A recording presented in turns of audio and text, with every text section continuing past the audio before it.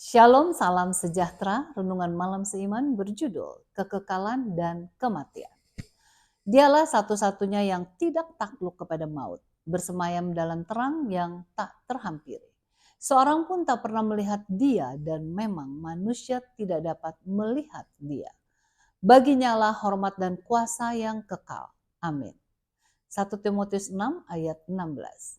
Apakah arti dari kekekalan? Kekekalan artinya keadaan atau kualitas yang tidak dapat mati. Para penterjemah Alkitab menggunakan kata kekekalan untuk menerjemahkan istilah Yunani, atarasia, yang berarti ketidakmatian, dan apitaristasia yang tidak binasa. Bagaimana konsep ini berhubungan dengan Tuhan dan makhluk manusia? Alkitab menyatakan bahwa Allah yang kekal adalah abadi. 1 Timotius 1 ayat 17. Sesungguhnya ia satu-satunya yang tidak takluk kepada maut. 1 Timotius 6 ayat 16. Ia bukan diciptakan sebab ia ada dengan sendirinya.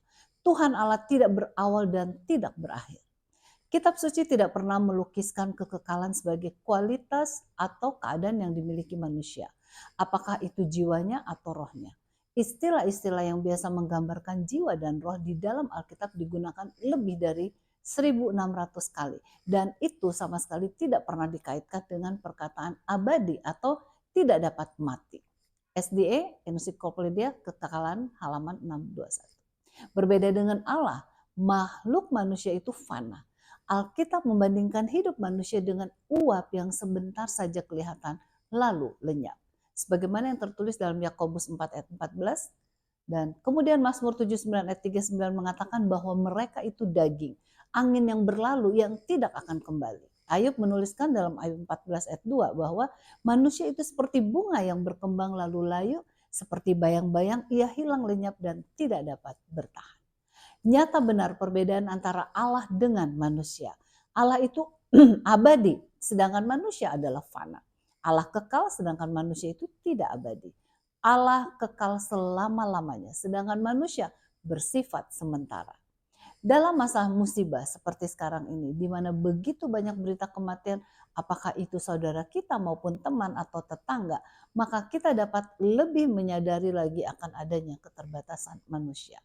Sangat jelas kematian bisa datang kepada kita kapan saja, di mana saja, dan kepada siapa saja. Dengan demikian tidak ada sesuatu yang kita harus sombongkan. Kemuliaan manusia apakah dalam bentuk pendidikan yang tinggi, gelar yang banyak, harga dan kekayaan yang berlimpah. Semuanya akan ditinggalkan saat nafas hidup meninggalkan kita.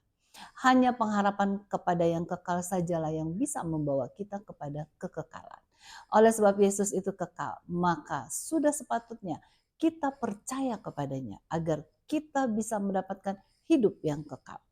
Marilah kita hidup senantiasa penuh kepercayaan kepadanya saja.